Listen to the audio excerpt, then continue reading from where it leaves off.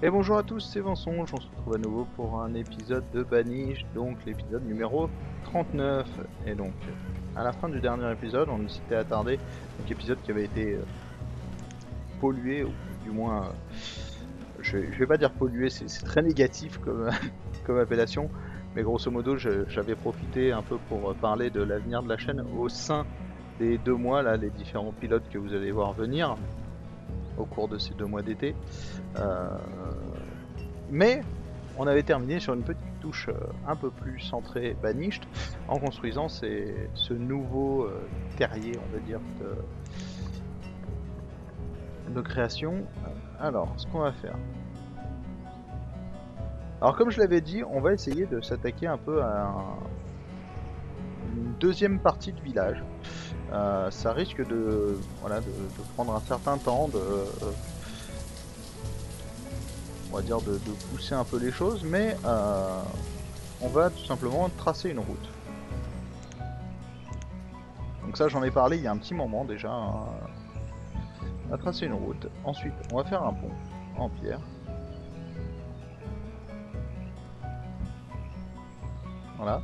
Et de ce pont en pierre va dépendre une toute nouvelle ville. Ou tout du moins un tout nouveau village. Donc on trace une route principale. Cette route principale, elle va nous servir en fait, tout simplement, à délimiter un peu la zone de la ville. Ensuite, une fois qu'on a fait ça, on va tout simplement déblayer un peu le terrain, histoire d'y voir plus clair. Et pour ce faire, on va tout simplement récolter tout ça. Alors, bien sûr, là, ce que je suis en train de faire, c'est du déblayage, on va dire, au tractopelle, hein. On y va, on déblaye tout ce qui se passe. L'important, en fait, c'est de pouvoir y voir un peu plus clair dans la construction de la ville. Et surtout, en fait, on va pas, grosso modo, on va pas refaire exactement comme c'était là. C'est-à-dire qu'on va avant tout s'intéresser à une ville un peu côtière. Donc ça va être une façon un peu différente de faire la ville, avec en fait des installations un peu industrielles, etc., qui vont être un peu autour du lac, et une ville qui va essayer de se déployer comme ça tout autour. Le but, c'est bien sûr d'arriver à poser notamment euh, des, de bons quais de pêcheurs, histoire d'avoir quelque chose d'un peu rentable.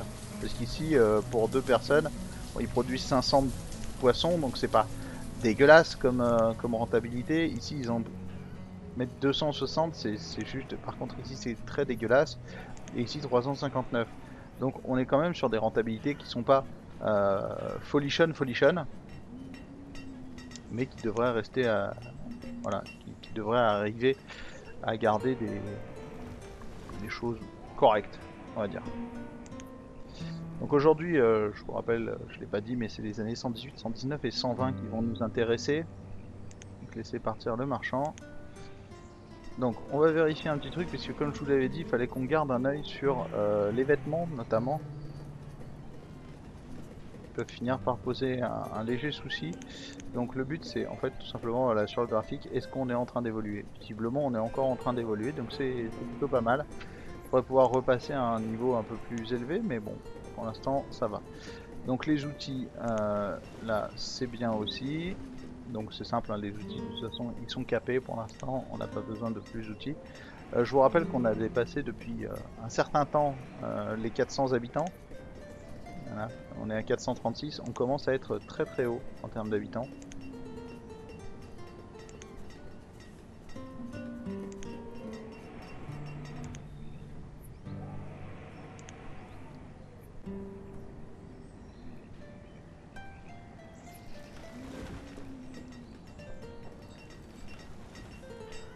Je rappelle qu'ici on a aussi un potentiel problème de verre à soie. Il nous fallait 10 verres à soie, sauf qu'on n'en a pas récupéré depuis. Alors petite chose aussi, vous voyez que là, quand j'arrive à ce niveau-là, alors ce sera peut-être pas le cas sur tous les PC, mais chez moi, c'est la fin là. À ce niveau-là, dès que j'approche des 500 habitants, tout le jeu se ralentit.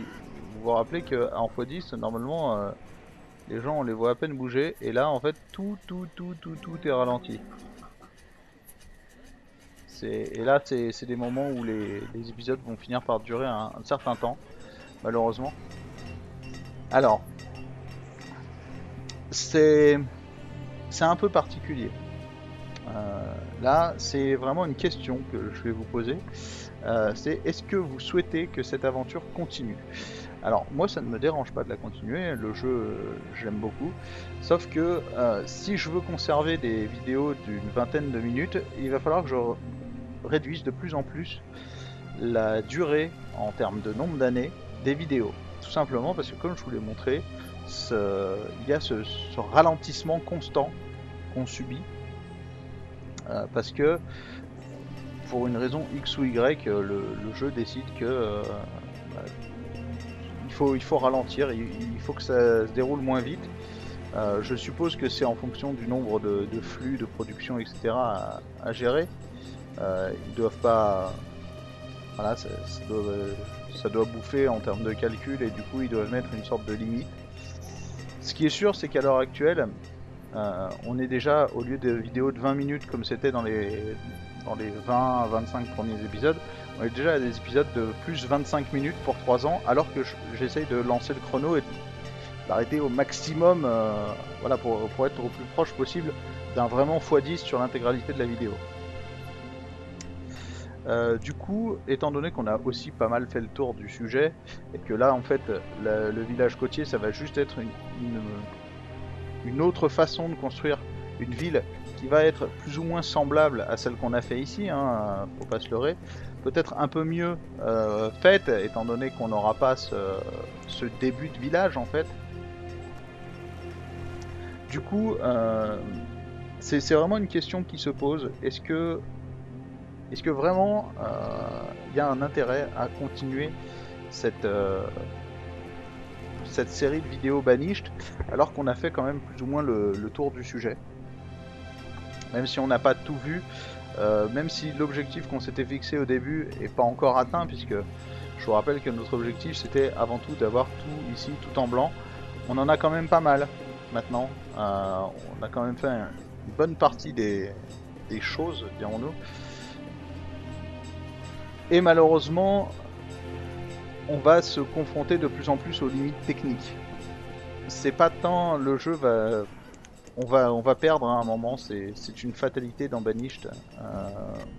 Je suis encore pas fait de partie qui soit comme avait pu l'être sur un Transport Tycoon il y a une dizaine d'années, où arrivé à un moment vous gagnez tellement d'argent que vous ne pouviez plus le dépenser suffisamment vite pour perdre. D'ailleurs c'est une idée ça, de vous montrer un jour une partie en accéléré de Transport Tycoon. C'est vraiment très intéressant pour voir à quel point un jeu de gestion peut vite partir en cacahuète s'il n'y a pas de limite, on va dire, s'il n'y a pas de... En fait, comment expliquer ça? Dans un jeu de gestion, vous avez des différentes façons de voir les choses.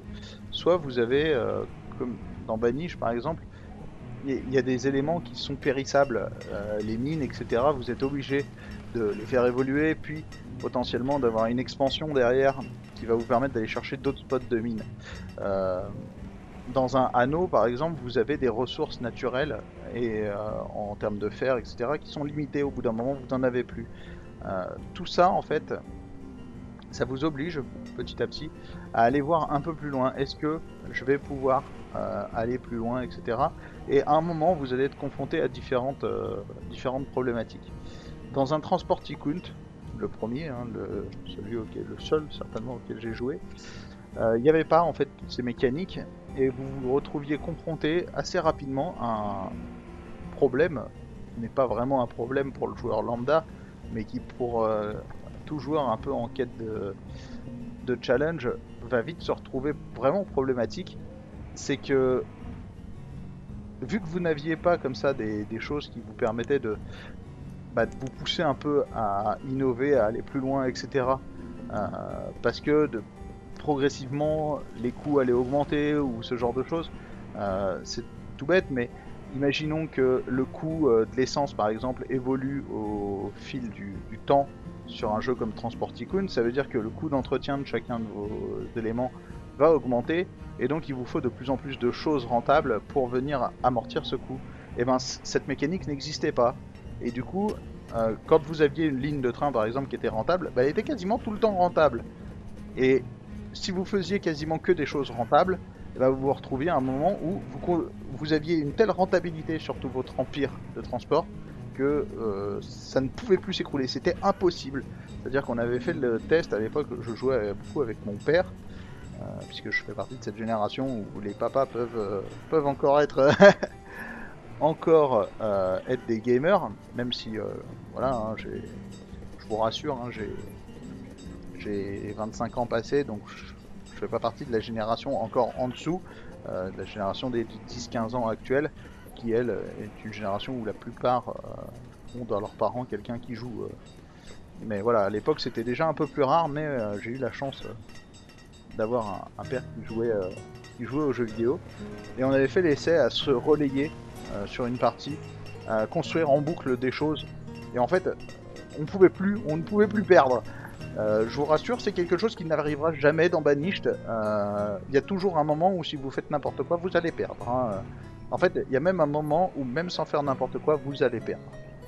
En fait, c'est très simple. Une simple tornade qui passe au milieu d'une ville. Là, je vous décris vite fait le passage de la tornade. S'il y a une tornade qui passe, par exemple, comme ça, bim, ou même pire, qui passe comme ça, là, comme ça, et qui vient faucher pile ici, on est quasiment foutu. Déjà parce qu'il y a ces deux granges qui sautent. Ensuite, il y a la grande forge qui saute, donc la moitié des outils qui partent. Il y a la fabrique de vêtements qui saute. Potentiellement, il y a le marché qui saute avec. Il y a des grosses zones de stockage qui sautent avec aussi. L'hôpital saute aussi. Une école qui saute.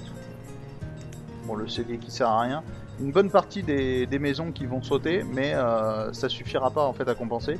Et du coup, on se retrouve avec trop peu de personnes pour travailler dans tous nos champs ou tous nos bâtiments. Quasiment plus de production de vêtements, quasiment plus de production d'outils, potentiellement un marché qui servait à déployer tous les trucs qui ne marchent plus. Bref, ça devient la misère totale. Donc voilà, donc une simple tornade et bim, votre partie elle peut partir en fumée en très très peu de temps.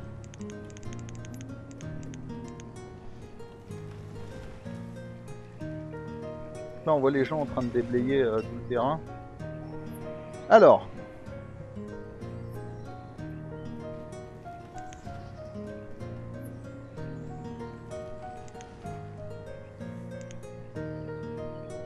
marché étal. Alors soit on fait un marché urbain.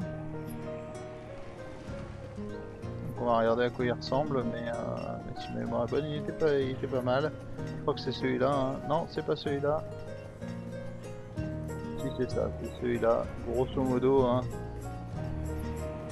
C'est ça, c'est exactement celui-là.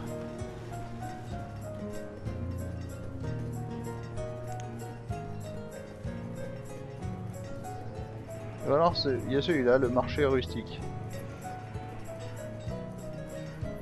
Alors là c'est la grande question, donc marché rustique. Alors en fait il n'y a pas de question à se poser, simplement parce que visiblement le marché urbain, vous voyez là à gauche, il va jusqu'au début du deuxième champ, alors que le marché rustique va beaucoup moins loin. Donc ce sera marché urbain, histoire de, on va dire, de déployer un maximum de champs d'action. Alors, pour ce faire, il faut bien sûr essayer de balayer un maximum de terrain tout en évitant la zone d'eau qui est une zone un peu perdue, dirons-nous. Donc nous allons placer le marché urbain ici.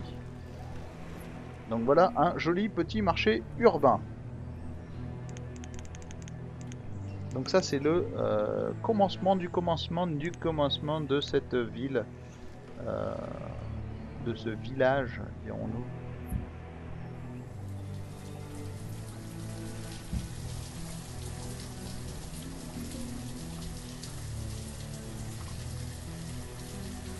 Alors attends. on va... Malheureusement, on va... Ok. Malheureusement, nous allons déployer... Enfin, définir ces routes là. Malheureusement, il n'est pas possible.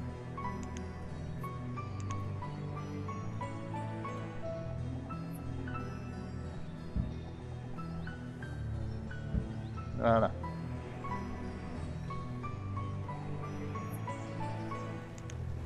Donc voilà le marché.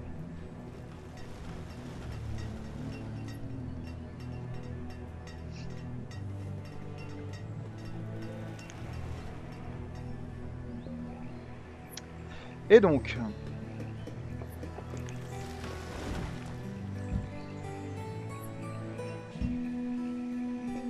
ce qu'on va faire, c'est que la première chose à faire quand on déploie un peu une sorte de marché comme ça, c'est d'avoir des zones de stockage potentiellement intéressantes.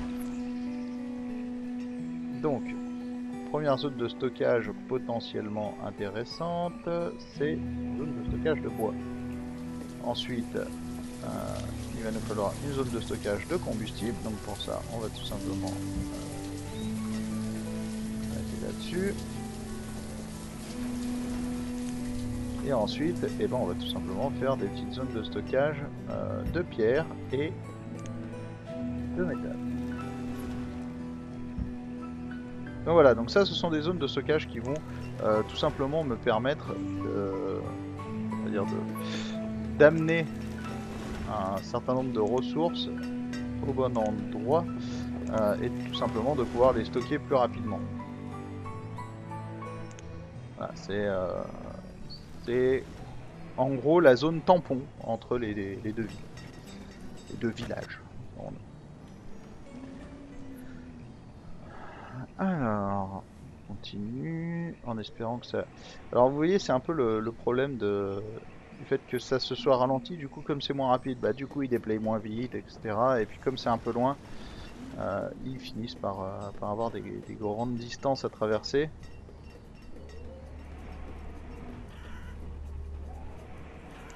Et je vous le dis tout de suite, la ville en haut, ça va être une ville majoritairement agricole en fait. Euh, et, euh, et voilà, ils vont être là pour produire énormément de nourriture, produire potentiellement euh, avec la montagne qu'il y a là, du charbon, de la pierre, enfin du charbon et du fer surtout, de la pierre un peu moins mais aussi un peu. Ils vont être là en fait pour assouvir les besoins de cette ville là avec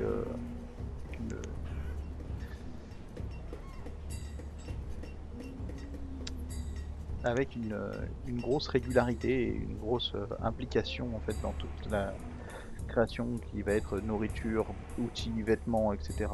Ça va être vraiment important à ce niveau-là. Donc la fin de l'automne, pas mal, donc on est toujours bon en production, on voit 98 000 à bouffer, dirons-nous, pour 105 000 produits.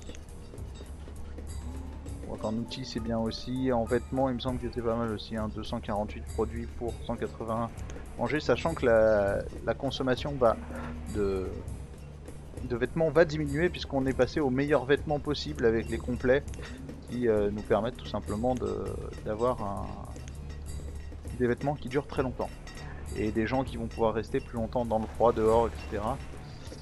C'est très important, bien sûr.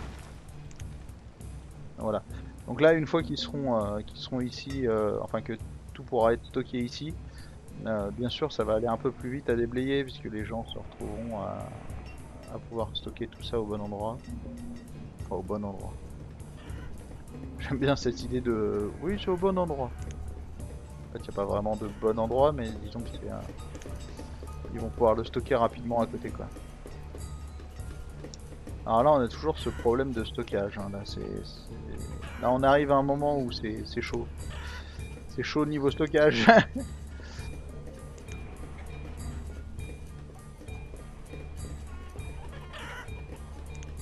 Les grands entrepôts semi-enterrés, on en a plein. Alors, on pourrait encore en faire, hein, je pense, notamment voilà ici, on peut en faire un. Là, je pense pas qu'on puisse en faire, je pense qu'on est trop proche.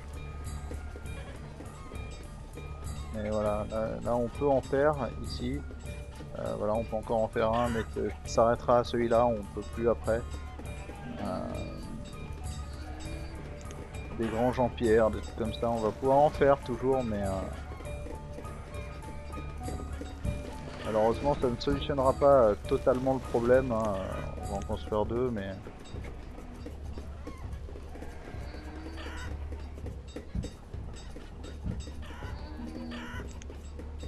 ça risque de ne pas faire long feu en termes de stockage, parce que malheureusement c'est du stockage qui ne voilà, qui va pas aller très loin.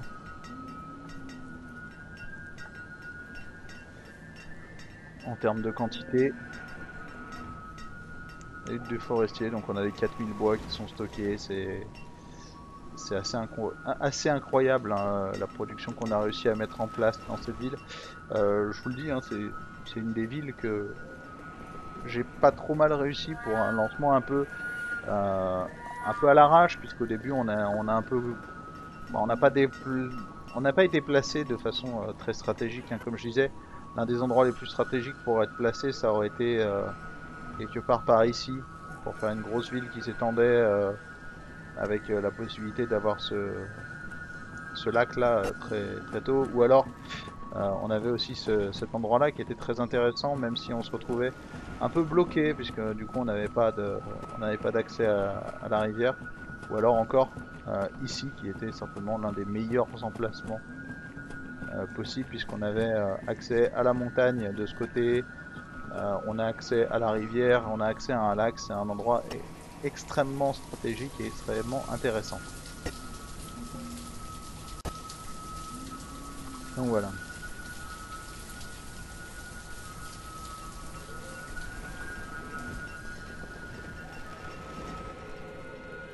Donc on attaque l'année 120, donc dernière année de cet épisode.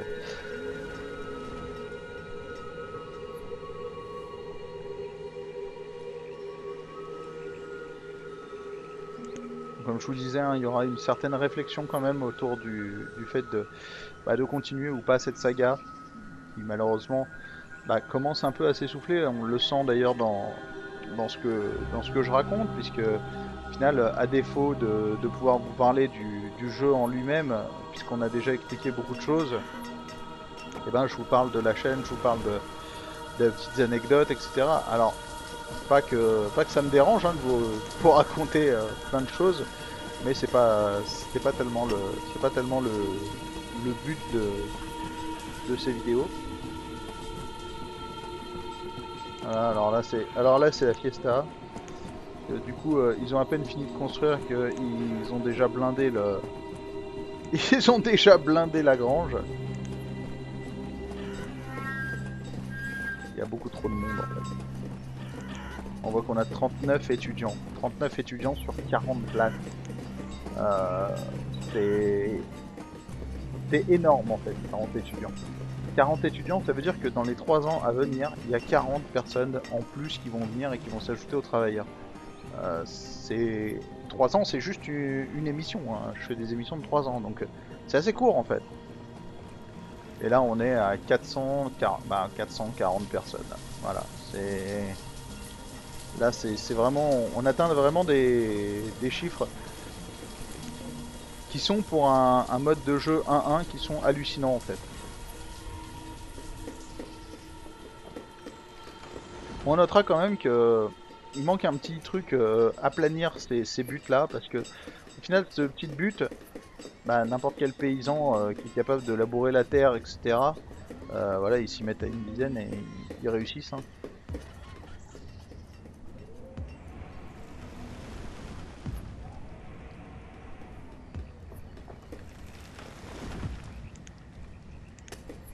Alors, les nomades, 62 nomades.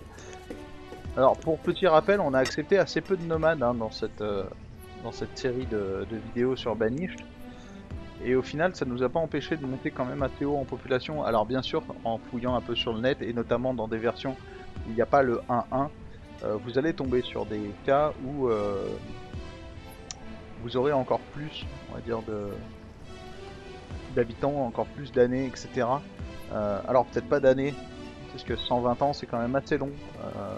Je rappelle que sur une version classique, 120 ans, c'est ni plus ni moins 600 ans dans notre version à nous. Donc je vous laisse imaginer l'évolution de la ville, hein, en termes de nombre de personnes notamment. Alors, on a une nouvelle épidémie magique hein, au sein d'un magnifique verger qu'on va réaccélérer.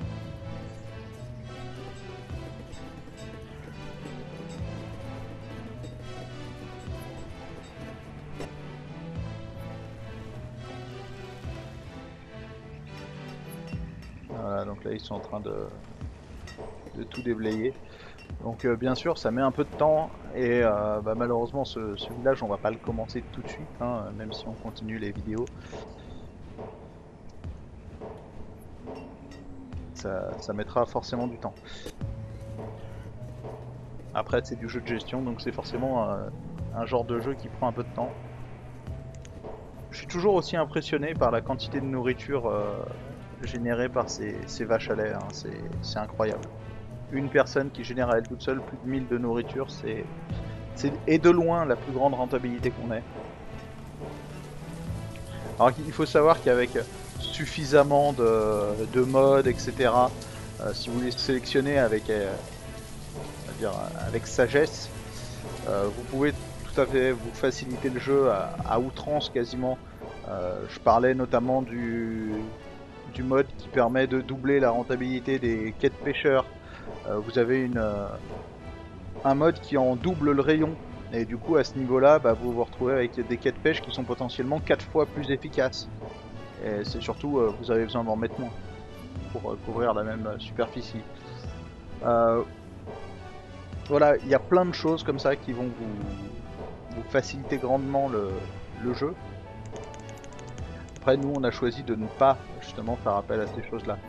C'est pareil, vous allez avoir des modes qui vont augmenter la rentabilité d'un champ de peut-être 2, 4 ou plus. Hein, Dieu sais-je encore, il y a tellement de modes qui existent pour ce jeu. En fait, le truc, c'est que si vous regardez, en fait, vous pouvez modder vous aussi le jeu. En fait, toutes les rentabilités, des choses comme ça, sont éditables en fait dans certains fichiers. Il y a des modificateurs qui existent. Euh, Ça peut être super intéressant en soi de jouer avec un mode, une sorte d'overhaul complet, plus Colonial Charter. Mais en soi, c'est pas ce qu'on voulait ici. Nous, on voulait quelque chose quand même de plus proche possible de la réalité du jeu. On voulait qu'un débutant puisse s'inspirer de ce qu'on faisait pour se lancer dans le jeu. Du coup, je pense que la mission est plutôt accomplie et ça donne voilà, notre partie donne un exemple sans être parfait, donne un exemple de quelque chose d'assez correct, dirons-nous. Donc là, on va couper tous les arbres. Hein. Ça sert à rien de perdre du temps. Il faut tout simplement endiguer l'épidémie.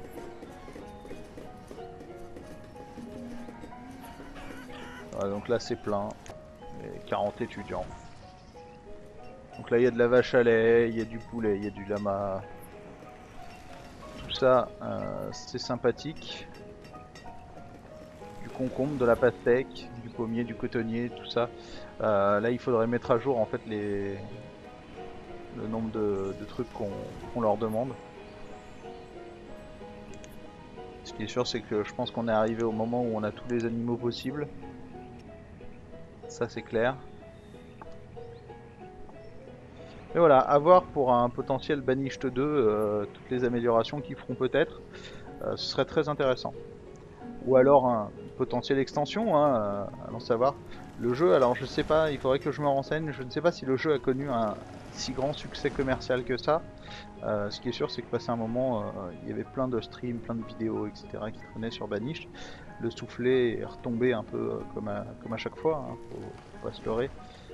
C'est pas spécifique de chez nous. Hein. C'est c'est tous les genres de jeux en fait. Les gens se lancent dessus et vont y jouer 2 semaines et puis après passent sur un autre jeu.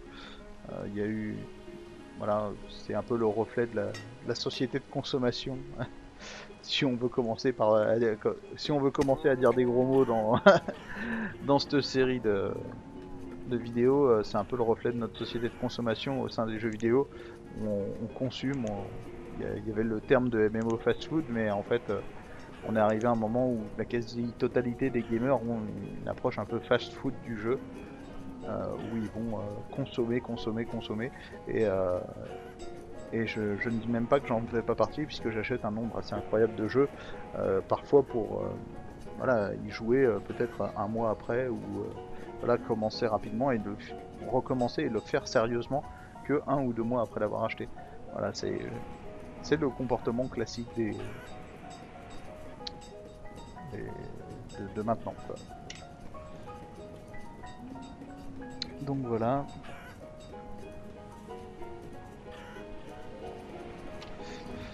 Enfin, on est dans l'hiver 120, donc dernier hiver de cette vidéo. On va voir où ça en est de ce côté-ci. Donc on construira certainement un deuxième comptoir de commerce, parce que ça c'est une des dernières questions que je me pose encore, c'est est-ce que réellement on peut sortir, le bateau peut sortir de ce comptoir et venir se caler ici. Alors je suppose qu'il a les mêmes éléments, mais est-ce que ça nous permettrait pas d'avoir... Alors ça a très peu d'intérêt, hein, mais voilà, je me demande s'il s'arrête pas aux deux, au lieu de s'arrêter que dans un.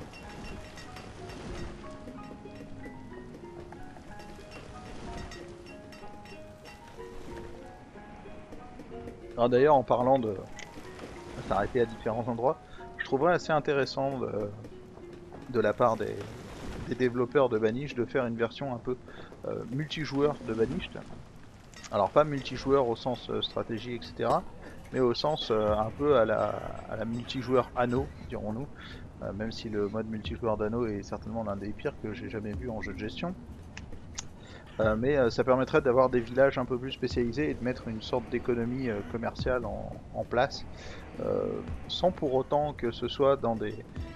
voilà, hein, sans pour autant qu'on ait un système de combat ou quoi que ce soit qui soit mis en place. C'est pas trop le... Voilà, c'est pas trop le principe du jeu non plus. Mais disons que ça permettrait, s'ils faisaient une version un peu comme Torchlight 1 était purement solo, Torchlight 2 a connu un mode multijoueur.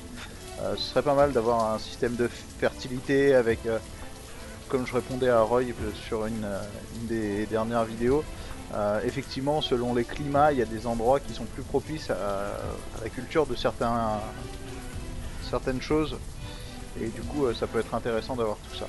Bref, à développer, à voir si c'est dans les cartons des développeurs, et si oui, comment ils décideront de le faire. En tout cas, je pense que ça pourrait être une fusion intéressante pour un potentiel Banished 2. Voilà. Sur ce, donc on va mettre en pause parce que la vidéo est terminée, hein, on a fini nos 3 années. Donc encore une fois une vidéo un peu fade malgré moi, hein. J'essaye de faire un maximum de choses dans les vidéos, mais malheureusement il y a des vidéos où il ne se passe pas grand chose. Là on attend, hein, ils ont déblayé une bonne partie, mais je vous rappelle qu'ils doivent déblayer quasiment tout ça, donc voilà, ils ont toujours pas fini de construire ici, donc ça risque de durer encore un petit moment. Et voilà, donc je vous remercie en tout cas comme d'habitude d'avoir suivi cette nouvelle vidéo. Je vous invite à partager, à vous abonner et à mettre un petit pouce sur la vidéo si vous avez aimé, à la commenter. N'hésitez pas à me dire, comme je le disais dans la vidéo précédente, dans les commentaires, si vous voulez que je fasse des vidéos sur certains jeux. N'hésitez pas à répondre à la question que je posais. Est-ce que vous souhaitez vraiment que cette série continue? Est-ce que, à mon sens, on en a un peu fait le tour? Mais si vous avez encore des questions, n'hésitez pas, hein, à les poser. J'essaierai d'y répondre soit en commentaire, soit encore mieux dans une vidéo un peu focus là-dessus. Malheureusement, je pense qu'on a fait quand même pas mal le tour et qu'on a vu la majorité des points un peu sensibles du jeu. Donc voilà, donc en attendant, donc je vous remercie et je vous invite aussi à me retrouver assez régulièrement sur Twitch, sur Twitter et sur Pixel Prey. En attendant, je vous souhaite une très bonne semaine. Ciao ciao.